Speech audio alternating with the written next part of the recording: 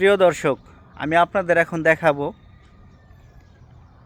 এই জিনিসটা আপনারা কখনোই দেখেন না, আমি এটা গ্যারান্টি সহকারে বলতে পারি। এই গাছটা, আর এই গাছটা দিয়ে কিন্তু আমাদের প্রিয় নবী, দিনের নবী হজরত মুহাম্মদ সাল্লাল্লাহু আলাইহি ওয়াসাল্লাম দাঁত ব্রাশ করতেন, মেসওয়াক করতেন দাঁত।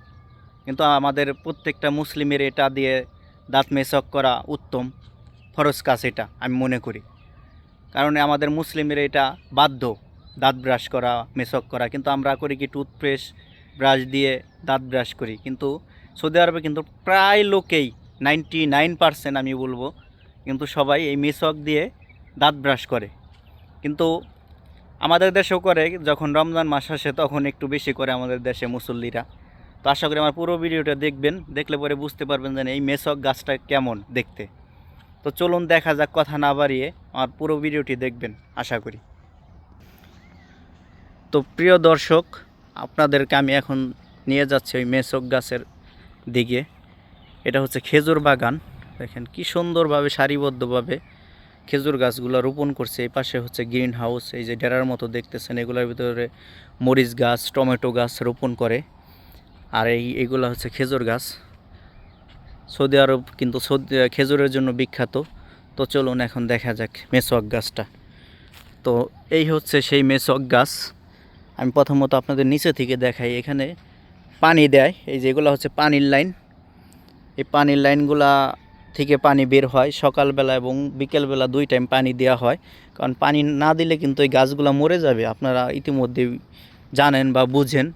কারণ সৌদি আরবে বলতেই শুধু দেখেন, এই যে শুধু দেখেন এগুলো হচ্ছে বালু আর পাথর, ছোট ছোট একদম পাথর। এই যে, তো এগুলার ভিতর থেকে তো কোনো রস টস কিছু বের হয় না। কারণ রস যদি না বের হয়, একটা মানুষও কিন্তু টিকে থাকে না। মানুষের কিন্তু খাবার যদি না খায়, কিন্তু মানুষ কিন্তু টিকে থাকতে পারে না।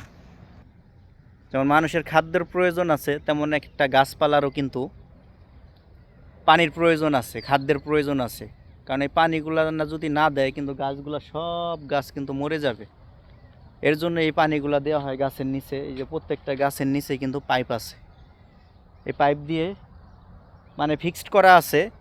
শুধু সুইচটা দিয়ে দেয়, তখন সুইচটা দেওয়ার পরে এই পাইপগুলো দিয়ে পানি আসে অটোমেটিক সকালবেলা এবং বিকালবেলা। তাহলে এই গাছগুলা সুন্দরভাবে থাকতে পারে, মানে বেঁচে থাকতে পারে এই মরুভূমির বুকে, মরুর বুকে। তো এইগুলো হচ্ছে সেই গাছ। তো আপনাদের আমি আর একটু জুম করে দেখাচ্ছি গাইস। এই যে দেখেন, এইগুলো হচ্ছে মেসওয়াক। মানে এই ডালগুলো যেন দেখতেছেন, এখান থেকে মানে ছোট ছোট করে আধা পরিমাণে, মানে ছোট ছোট করে এগুলা কাটিং করে। আর এইখানে কিন্তু একটা কাটিং কিন্তু বিক্রি হয় আপনাদের 5 থেকে 6 রিয়ালা। আমি দোকানে জিজ্ঞেস করছিলাম, 5 রিয়াল 6 রিয়াল বিক্রি হয় মানে একটা মেসওয়াক, মানে এতটুকু একটা ডাল। তাহলে বুঝেন কীরকম দাম সৌদি আরবে এই ডালগুলার। আমাদের বাংলাদেশেও কিন্তু দাম প্রচুর। এই যে এখানে আমি একটা ঘুঘুর বাসা দেখতে পাচ্ছি। এই যে দেখেন ঘুঘু পাখির বাসা, এই যে এটাই হচ্ছে ঘুঘু পাখির বাসা। এই যে, আর সৌদি আরবে কিন্তু সবটা গাছেই কিন্তু পাখির বাসা থাকে। এই যে পাশেও আছে, মাশাআল্লাহ দেখেন। এই যে আমি আপনারা জুম করে দেখাচ্ছি পাখির বাসা। এই ডালগুলা কিন্তু প্রচুর সোজা, একদম সোজা। এগুলা কাটিং করে তারপরে সেল করে মানুষে।